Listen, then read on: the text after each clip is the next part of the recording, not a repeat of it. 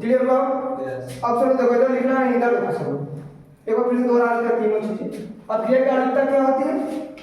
किसी संतुलित अभिक्रिया में, किसी संतुलित अभिक्रिया में भाग लेने वाले कुल अणुओं की संख्या, उसकी क्या कहलाती है? अणुता कहलाती है। कितने प्रकार की होती है जी?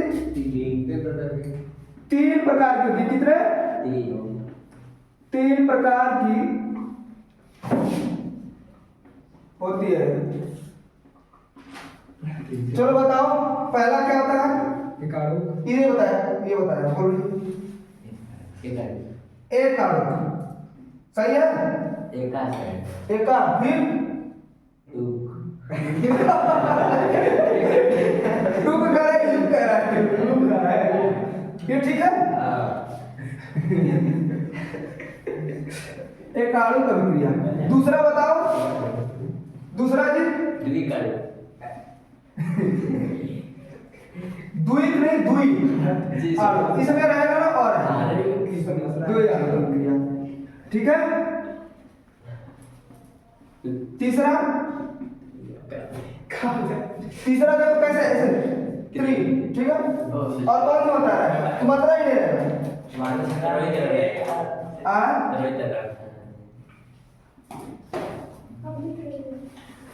सही है, तो सब गलत लिखे हैं ना। हाँ इस तरह भी सही है, तो नहीं पता। अब सुनो मेरी बात, इधर सुनो। ये क्या होता है? सुनो ध्यान से। अभिक्रिया का अणुता किसी संतुलित अभिक्रिया में भाग लेने वाले कुल अणुओं की संख्या, अभिकारक मतलब जो इधर का पार्ट रहता है, कौन सा? इधर का, जो इधर वाला भाग लेगा अभिकारक, उसकी बात कर रहा है कि उसे हम क्या कहते हैं? अभिक्रिया की अणुता कहते हैं। 3 प्रकार के, एक अणु अभिक्रिया, द्वि अणु, त्रि अणु। यहाँ लिखना पड़ेगा अभिक्रिया भाग लेने वाले कुल अणुओं की संख्या, जो भाग ले रहे हैं इधर। अभिकारक कहने मतलब जो क्या होते हैं? अभिकारक जो होते हैं, अभिकारक, इनकी संख्या कह रहा है, इनके अणुओं की संख्या, वो क्या कहलाता है? अभिक्रिया का अणुता कहलाता है। 3 प्रकार होता है, एक अणु अभिक्रिया, द्वि अणु अभिक्रिया, त्रि अणु अभिक्रिया। एक अणु की परिभाषा क्या बनेगी? एक अणु की परिभाषा क्या बनेगी? जिसमें भाग लेने वाले कितने अणु होने चाहिए? एक। केवल कितने होने चाहिए? एक। अगर एक अणु है अभिकारक वाला तो उसे हम क्या कहेंगे? एक अणु। और द्वि अणु क्या हो जाएगा? कितना होना चाहिए? 2 होना चाहिए। कितना? 2 तो भाग लेगा, समझ आया? 2 भाग लेंगे अणु। और तृतीय वाले में क्या हो जाएगा? 3।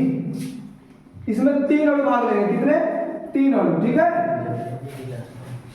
क्लियर हुआ जी? लिख लोगे आराम से, आएगा तो।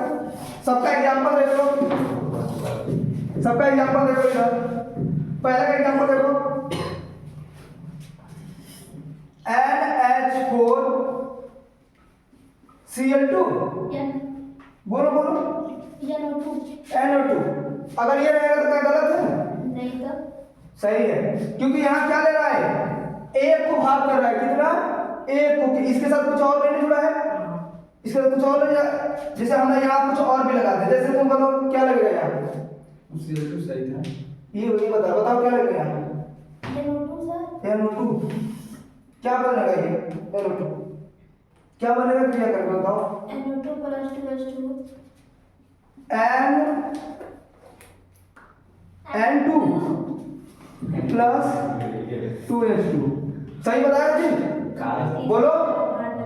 अब मेरी बात सुनो, हमको इससे नहीं मतलब है, इधर वाले से नहीं मतलब, केवल इससे मतलब है।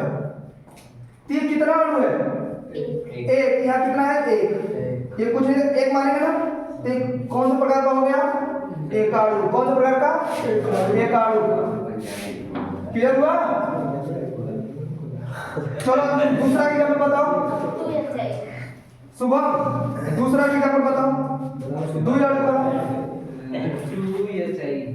2HI क्या बनेगा? H2 plus. देखो अब इसमें कितने अणु भाग ले रहे हैं जी? इसमें कितने अणु भाग ले रहे हैं? 2। इसलिए कौन सी हो गई है? द्वि अणु। कौन सी अणु हो गई? द्वि अणु। क्लियर हुआ? ये द्वि वाला हो गया क्योंकि 2 भाग ले रहे हैं इसमें। अब तीसरा एग्जांपल बताओ, थर्ड वाले का। कोई आपके Cl2 + SlCl2 to FeCl2 FeCl2 plus SnCl2 plus SnCl2। देखो इधर देखो इसमें दो तो ये एक को ये तीन तो हो गए टोटल यानी 3 अणु। अब 3 अणु भाग लेगा इधर बना लो क्या बनेगा 2FeCl2 प्लस SnCl4 ठीक है 2FeCl2 SnCl2 जो क्रिया करेगा 2FeCl2 प्लस SnCl4। देखो यहाँ दो है एक है तो 2 1 3 यानी 3 अणु।